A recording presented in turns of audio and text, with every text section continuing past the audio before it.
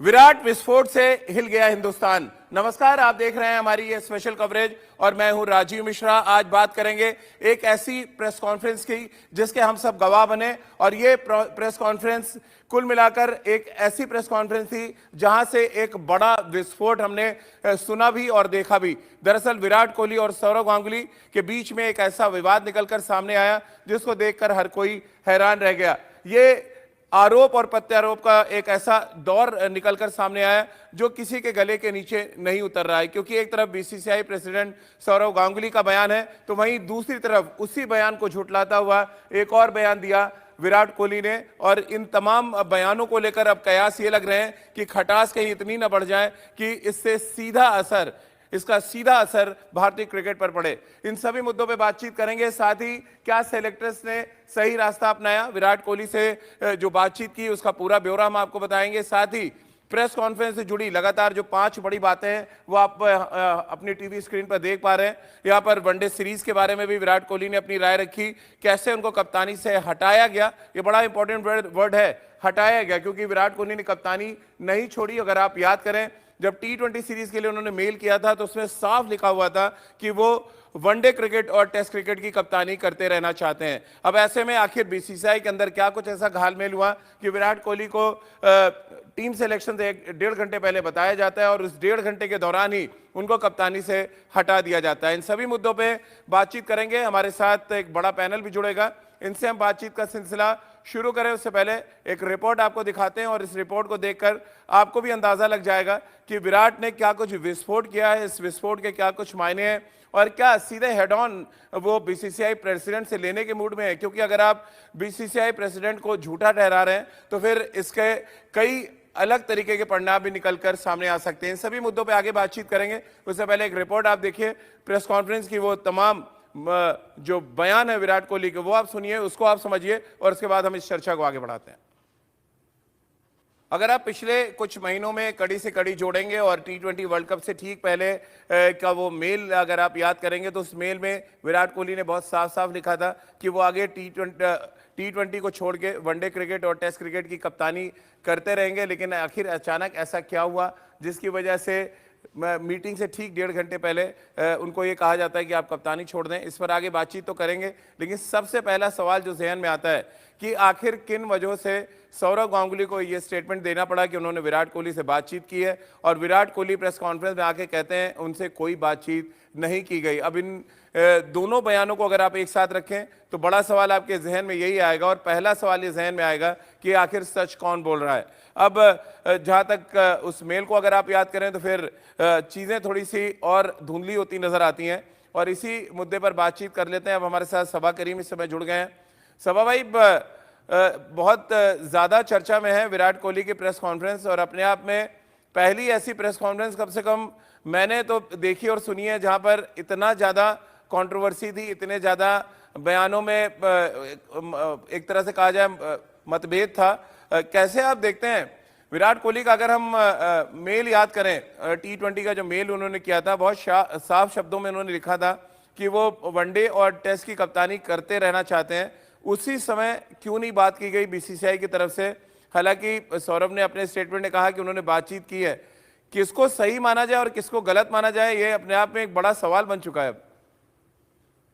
जी, यहाँ पर सही क्या है गलत क्या है ये अलग बात है। आज अगर हम विराट कोहली के प्रेस कॉन्फ्रेंस को देखेंगे तो उन्होंने बात जो है साफ कर दी है। उन्होंने ये कहा है कि जब उन्होंने T20 कप्तानी से रिज़ाइन करने का निर्णय लिया था, जब उन्होंने बीसीसीआई को इन्फॉर्म किया था, तो उस समय बीसीसीआई के जो भी अधिकारी थे उन सब लोगों ने उनके डिसीजन को सपोर्ट किया था। उन्होंने ये कहा था कि बड़ा ही प्रोग्रेसिव स्टेप है ये, नंबर 1।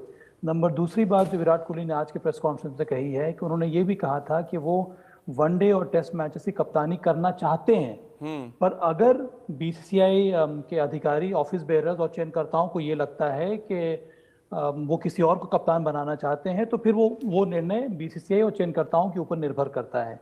ये बात भी उन्होंने साफ कर दी है। और उसके बाद यहाँ पर अब ये सिलसिला शुरू होता है कि अगर ये सारी बातें विराट कोहली ने उस समय बता दी थी चयनकर्ताओं को और बीसीसीआई के ऑफिस बेयरर्स को, तो वहाँ से अगर हम सामने लेकर आगे बढ़ते हैं उन्हीं सब बातों को, तो फिर क्या ये उचित नहीं था कि एक बार अगर निर्णय लेने की बात हो रही है कि हम स्प्लिट कैप्टेंसी करवाएंगे तो एक ऐसा खिलाड़ी, एक ऐसा कप्तान जितने इतने सालों से कप्तानी की है आपके लिए, इतने सम्मान के साथ कप्तानी की है, इतने ज़्यादा अचीवमेंट्स उसने हासिल किए एक दिवसीय कप्तान के रूप में, तो क्या ये उचित नहीं था कि चयनकर्ता या फिर चयनकर्ता उनसे जाकर बात करें और उनको बताएं कि भाई हम लोग इस तरह से सोच रहे हैं? क्योंकि उनकी जो प्रेस कॉन्फ्रेंस आज हुई है उसमें साफ है कि अगर इस तरह से बातचीत होती तो इस प्रकार की कंट्रोवर्सी सामने नहीं आती।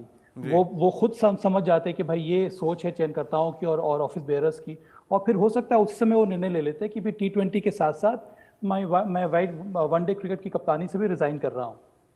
बिल्कुल। और सभा भाई, अगर हम बारी बारी से हर उस स्टेटमेंट को खंगालने की कोशिश करें तो एक बात तो साफ नजर आ रही है कि विराट कोहली के जहन में वो दर्द है जिसको वो बार बार एक्सप्रेस करना चाह रहे थे। और शायद सबसे अच्छी बात ये थी कि प्रेस कॉन्फ्रेंस में आए और उन्होंने अपनी बात रखी, मेल के जरिए या सोशल मीडिया पे उन्होंने कोई बात नहीं की। ये लगातार हम जो बयान विराट कोहली ने प्रेस कॉन्फ्रेंस में दिए वो लगातार हम अपनी टीवी स्क्रीन पे दिखा रहे हैं, आप देख सकते हैं। पहला तो उन्होंने यही कहा कि कप्तानी को लेकर किसी ने उनसे कोई बातचीत नहीं की। जब उन्होंने T20 छोड़ा था, सिलेक्शन कमेटी की बैठक से ठीक पहले 1.5 घंटे पहले सिलेक्टर्स ने टेस्ट टीम के बारे में बातचीत की, और जैसी बारी वनडे क्रिकेट की आई तो उन्होंने कहा कि अब आप कप्तान नहीं रहेंगे।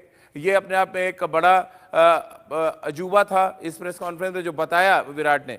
इसके अलावा रोहित और उनके बीच में कुछ नहीं है, इस बात पे भी खुलासा किया, और उन्होंने कहा मैं थक चुका हूं 2.5 साल से ये क्लैरिफिकेशन देते देते।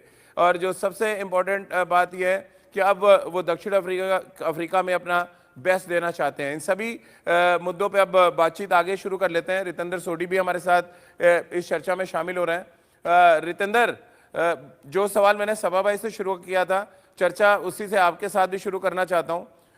एक तरफ स्टेटमेंट सौरव गांगुली का जिसमें कहा जाता है कि जब T20 की कप्तानी विराट छोड़ रहे थे तो उन्होंने मना किया कि आप कप्तानी ना छोड़ें, और विराट प्रेस कॉन्फ्रेंस में आते हैं, लगभग काफ़ी समय हो गया वर्ल्ड कप ख़त्म हुए, आके अचानक वो कहते हैं किसी ने कोई बातचीत नहीं की है उनसे कप्तानी को मुद्दे को लेकर। अब कैसे आप देखते हैं? ये तो हेड ऑन लेने की बात है एक तरह से कि आप प्रेसिडेंट और कप्तान दोनों एक दूसरे को हेड ऑन ले रहे हैं।